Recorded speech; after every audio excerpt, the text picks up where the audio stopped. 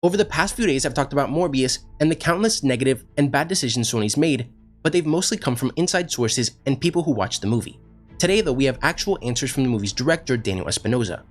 When asked what universe Morbius was set in, he said Morbius lives in the same universe as Venom. This is the universe we saw Venom exit at the end of Venom: There Be Carnage and return to at the end of Spider-Man: No Way Home. He then confirmed that a Spider-Man does exist in that universe and that it's my understanding that audiences will discover which one it is soon. He also confirmed that the version of Michael Keaton's Vulture that we see in the film is the same version from Spider-Man: Homecoming, and that at the end of Venom: There Be Carnage and Spider-Man: No Way Home, and in No Way Home itself, it's clearly established that it's possible for characters to transfer from one multiverse to another.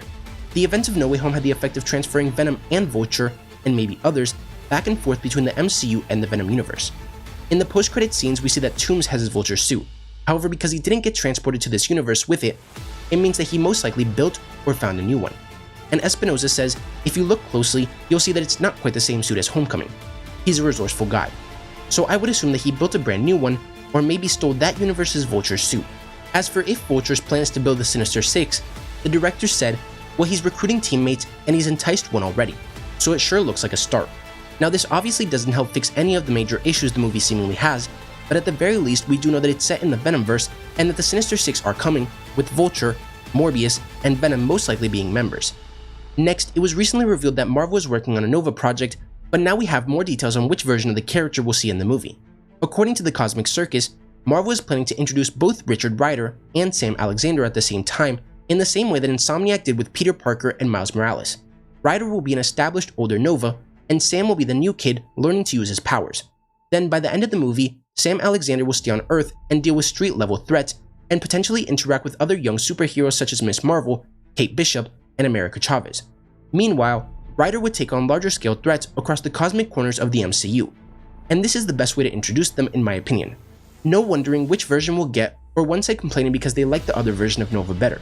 This way, we just get them both, and they both do their own things.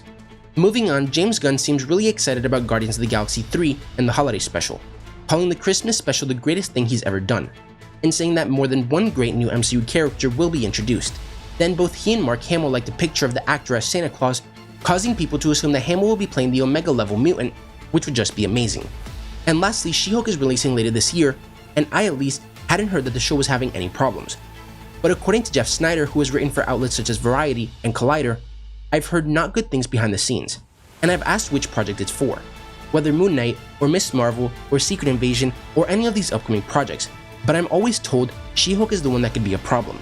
Now take this with a grain of salt and you decide who you want to believe, but according to Lizzie Hill, aside from the fourth wall breaking stuff potentially being a little goofy and maybe not for everyone, I've really only heard positive things about She-Hulk this whole time, and I'm told reshoots went smoothly as well, so you decide who you want to believe in this situation.